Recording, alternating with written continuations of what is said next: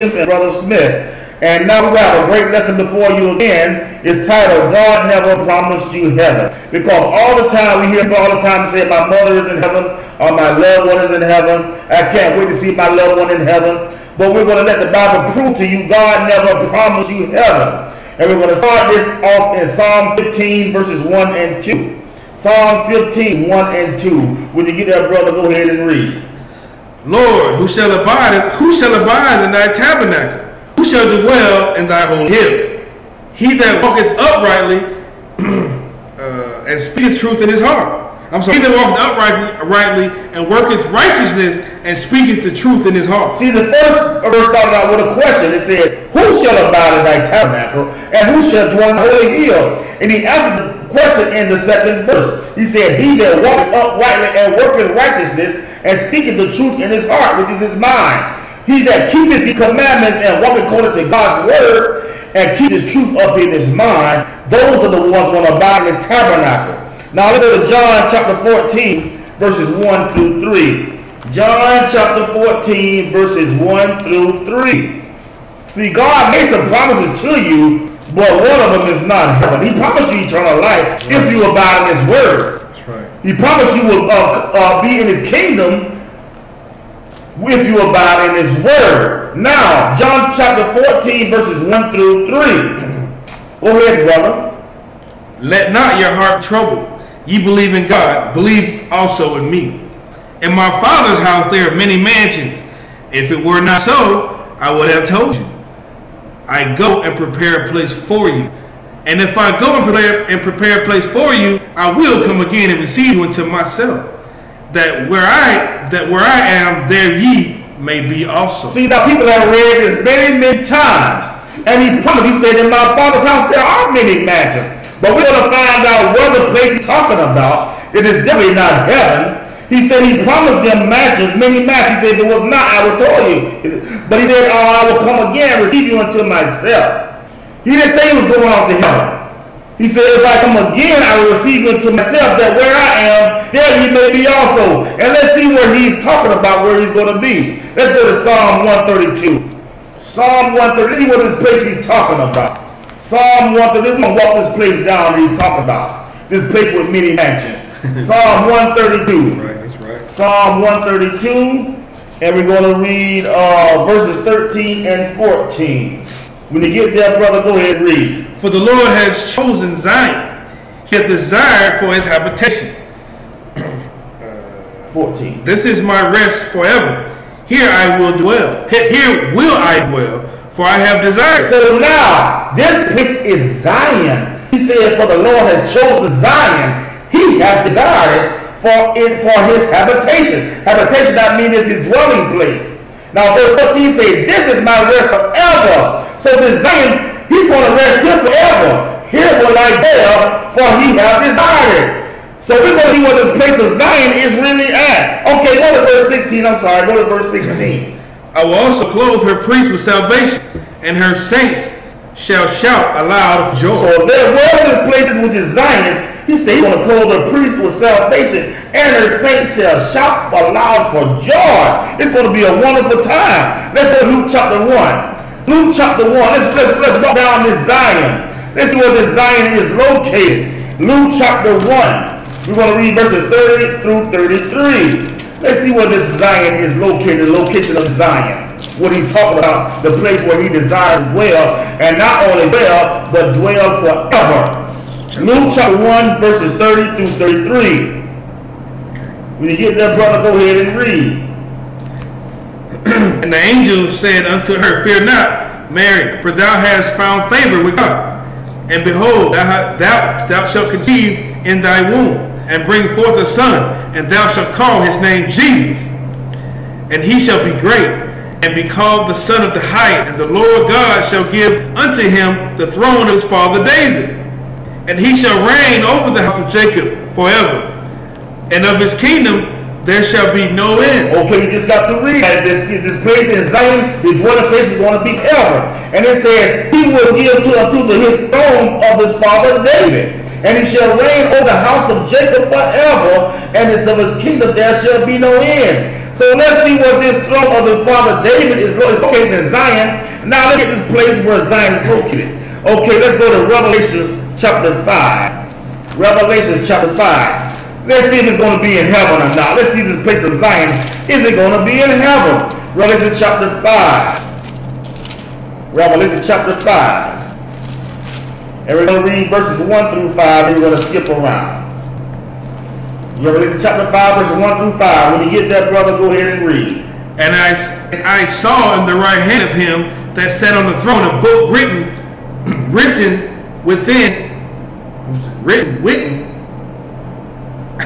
on the backside sealed with 7 seals.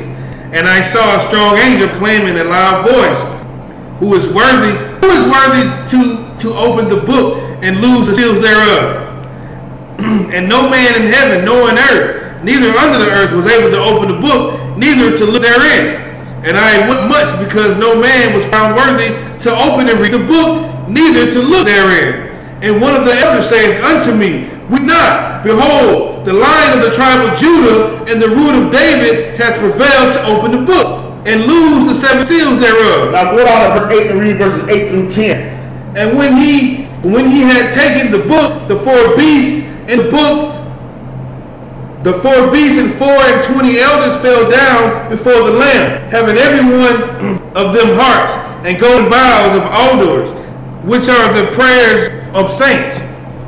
And they sung a new song, saying, Thou art worthy to take the book and to open the seals thereof, for thou wast slain, and thou hast redeemed us to God by blood out of every kindred and every tongue and people and nation, and has made us unto our God kings and priests, and we shall reign on the earth. What? Reign in heaven. On the earth. Oh, we said the earth. So this place of Zion, this throne of David, is located where? On the earth. Right. He didn't say heaven. Right. It's on the earth. Now let's go to Isaiah chapter 65. Isaiah chapter 65. Because I hear it all the time. My loved one is in hell. I can't wait to see my grandmama in heaven. Your grandmama is not in heaven. She's in the ground. If she died right in Christ, she will be rose again on resurrection day. But she's definitely not in heaven. It says, from dust thou art, and dust thou shalt return. Isaiah 65, verses 17 through 19. All right. For behold, I create new heavens and a new earth, and the former shall not be remembered, nor come to mind.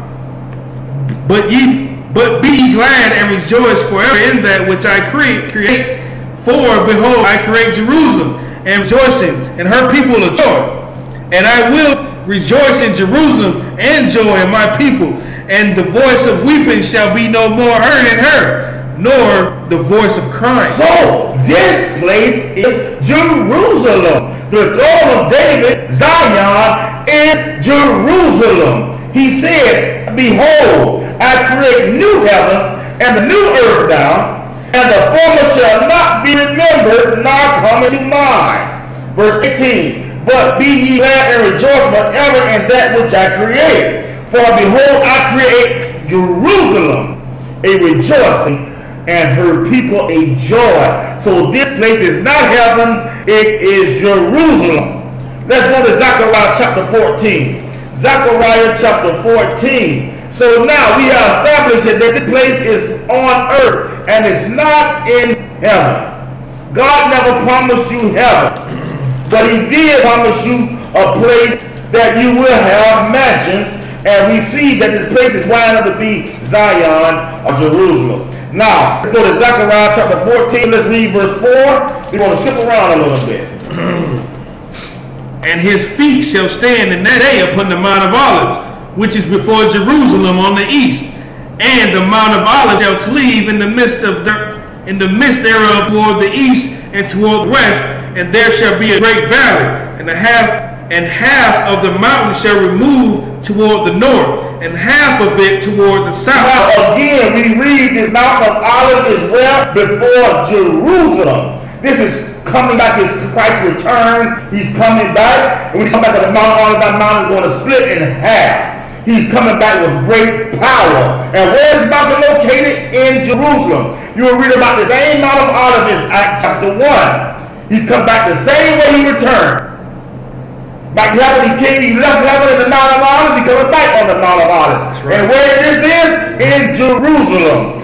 Now, let's skip to verse 16 and read 16 through 19. And it shall come to pass that everyone that is left of all nations which came against Jerusalem shall even go up from year to year to worship the King, the Lord of hosts, and to keep the Feast of Tabernacles. Oh, right there. We're going to still be keeping the feast. That's right. In Jerusalem. So, just like my brother had a lesson taught earlier today about the Sabbath and his feast days, this is his return now. So, we still going to be talking about the Feast of Tabernacles. Go ahead, brother. That's right. And it shall be that whoso will not come up to come up of all the families of the earth to Jerusalem to worship the King, the Lord of hosts, even upon them shall be no rain. Go ahead, brother. And if the family of Egypt go not up and come not, they that have no rain, they shall be plagued wherewith the Lord will smite the heathen that not come to keep the Feast of Tabernacles. Go ahead, brother. This shall be punishment of Egypt and punishment of all the nations that come not up to keep the Feast of Tabernacles. Oh my God. So this really confirms what my brother Jesus was talking about earlier. He said, it's not going to be any rain that anybody will come and keep these feasts, that you will get no rain and you will be punished for not keeping the Feast of Tabernacles. But we're really coming to let you know that it's going to be in earth in Jerusalem. You will not be in heaven. You will be on this earth in Jerusalem, brothers and sisters. And you still will have to keep the feast days, Feast of Tabernacles, because if you don't keep these feast days, you're going to be punished. He said all nations. He didn't say just Israel, and just Israel will be saved, or Israel will be just in the kingdom. It says all nations. Right. He will specify Egypt, all the nations. So that dispels that Israel will be saved. All the nations who come under the commonwealth of Israel, I don't care what nation you belong to, when you come under the commonwealth of Israel, you will be in the kingdom of God if you keep his law, statutes, and commandments. Right. So let's go to Isaiah 66. Isaiah 66. We still see this place is Jerusalem. It's not heaven, brothers and sisters. So you stop saying that you want to see your mother in heaven. Matter of fact, just do the Lord's Prayer and it tells you that kingdom come on earth as is in heaven. Right in the Lord's Prayer. Isaiah 66. I'm going to read verses 22 through 24. Isaiah 66, verses 22 through 24. When you get there, brother, go ahead and read. For as the new heavens and the new earth which I make shall remain before me, the Lord saith the Lord, so shall your seed and your name remain. And it shall come to pass that from one new moon to another, from one Sabbath to another, shall all flesh come worship me, saith the Lord. Right up for a minute. See now, not only to the Feast of Tabernacles in this new heaven and new earth, he also mentioned new moons, the new month, and what? The Sabbath. So why is he still talking about the Sabbath and the new earth, heaven and earth? Because the Sabbath is forever. That's right. Throughout your generations. So that lets you know again what my brother Jesus was talking about in his earlier lesson, the Sabbath as well.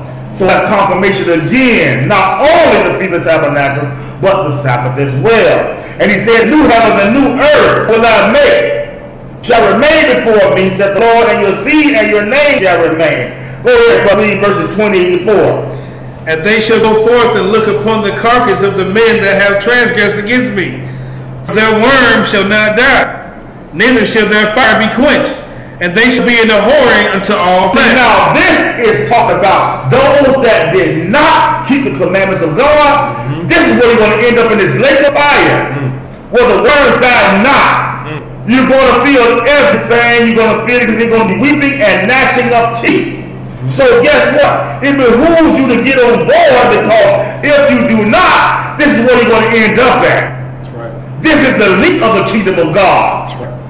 When he talks about in Matthew chapter 5, those that do not keep his commandments and teach me and so, he said, you will be the least in the kingdom of God. And that's what he's talking about. This lake of fire. This is the least of the kingdom of God. That's right. It's not talking about you're going to be a doorman, a car washer. No, it's talking about the lake of fire. They're going to be weeping and gnashing of teeth. That's right. Now, let's go to Revelation chapter 21. Revelation chapter 21. We're going to read this heaven and new earth, and where it's going to come from, and where it's going to be. Now, Revelation 21 verses 1 through 4. When you get there, brother, go ahead. And I saw a new heaven and a new earth. For the first heaven and the first earth were passed away, and there was no more sea. And I, John, saw the holy city, New Jerusalem, coming down from God out of heaven, prepared as a bride adored for her husband. All right, there for a minute. We still on the new heaven and new earth, right?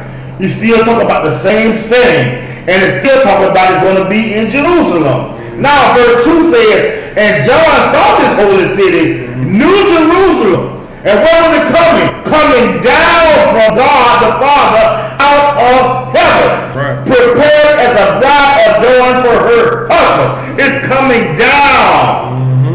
So we're not going up, it's coming down. And where's coming down? In Jerusalem. Now go ahead, brother, with verse 3. And I heard a voice saying out of heaven, saying, behold, the tabernacle of God is with men, and he will dwell in them. With them, sorry. And they shall be his people, and God himself shall be with them, and be their God. Right there. Did he say God is God to dwell in Jerusalem or Zion forever?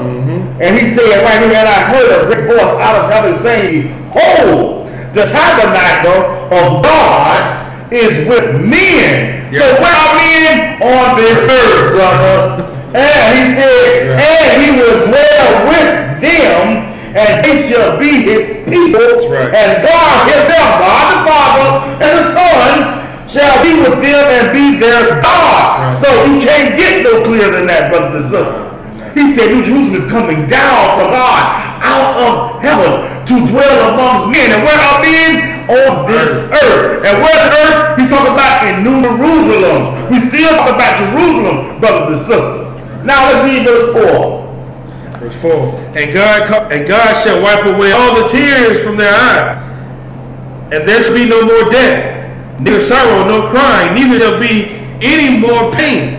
For the former things are passed away. Now, once you get to this point, brothers and sisters, you can say you are born again. You are saved. Yeah. But until then, you're still walking among the flesh, and those that endure to the end, the same shall be. It's something you're looking forward to. It hasn't happened yet. Right. So once you get to this point, he said the former things are passed away, and the last enemy shall be defeated is what? Death. Right. So when you get here in the Father's kingdom, you are a spiritual being. You are God. Oh, did I say something wrong? He said, didn't he say that you are God? That's right. But you shall die like men. So you become God at this point. There's no more pain, no more tears, no more crying, no more sickness. This is when you could actually say you are born again or saved. Now, let's go down to verse 7. Read verse 7. He that overcometh shall inherit all things.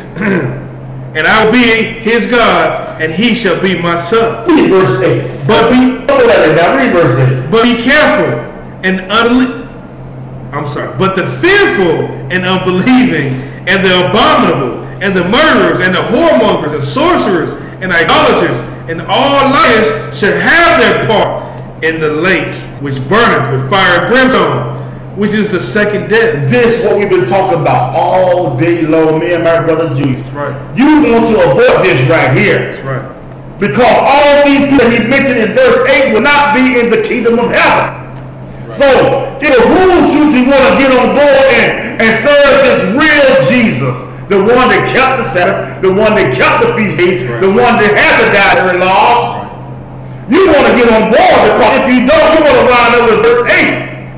And that's the place you want to be, called the second death. That's the death that you need to be worried about. Because we all wanted to die once. But then comes the judgment. And you don't need in this part because it will be sadly mistaken. All those ones that believe Christ was born on Christmas and he rose on Easter Sunday and all this stuff. Yeah. This is where you want to end up if you don't take heed to this word. Let's go to the last place. Revelation chapter 3, verse 20 and 21. Revelation chapter 3, 20 and 21. Are we looking like it? Okay, wow, I still be trying it. Okay, Revelation chapter 3, verse 20 and 21. Go ahead, brother, when you get there. Behold, I stand at the door and knock, and if any man hear my voice and open the door, I will come in to him and will sup with him, and he with me. To him that overcomes, I will grant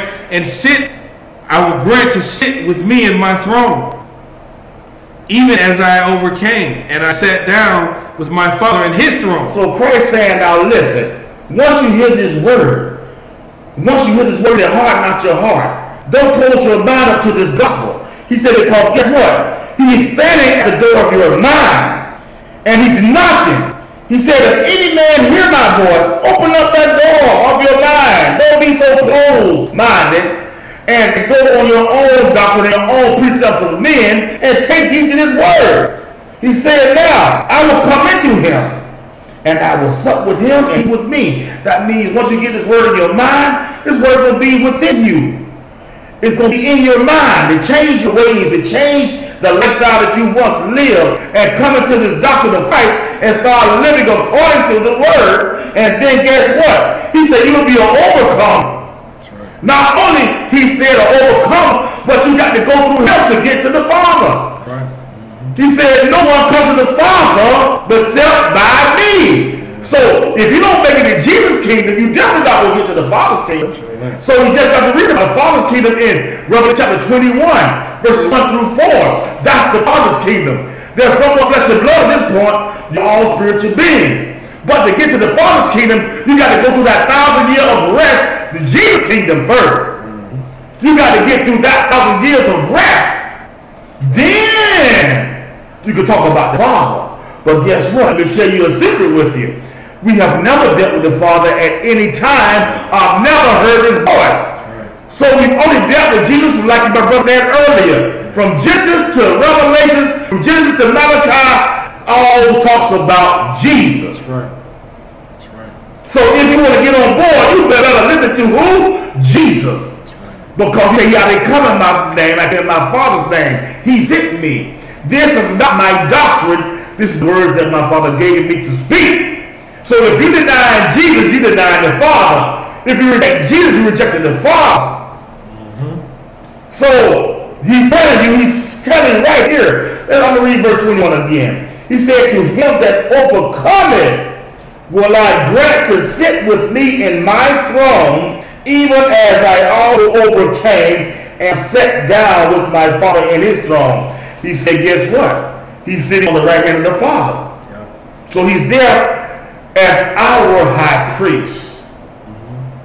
See, because guess what? God never promised you heaven. We read over and over again that the new heaven and new earth is going to be in Jerusalem. Mount Zion is in Jerusalem. The throne of David, all of those places are in what? Jerusalem. You will not go to heaven. The only person desired to go to heaven is show you that. Let's go to Isaiah 14. Let's go to the only person that desires to go back to heaven. And you're following his lead. Let's go to Isaiah chapter 14. It's the only one desiring to go back to heaven. Right here. Isaiah 14, and we're going to read verses 12 through 15. When you get there, brother, go ahead and read. It says, how art thou fallen from heaven, O Lucifer, son of the morning? How art thou cut down to the ground, which didst weaken the nations? For thou hast said in thine heart, I will ascend into heaven, I will exalt my throne above the stars of God. I will sit also upon the mount of the congregation in the sides of the north. I will ascend above the heights of the clouds. I will be like the Most High. Yet thou shalt be brought down to hell. the sides to the sides of the pit. So this is the only cat designed to go back to heaven because he was thrown out of heaven. That's right. And he said, verse 14, I will ascend above the heights of the clouds. I will be like the Most High. So if you're trying to go to heaven, this is your God right here, because you want to follow him. He's the only one designed to go to heaven. Again, this lesson is God never promised you heaven. I hope you got some understanding and peace in Jesus' name. Amen. That's what's up, man. That's like 25, I think. Okay.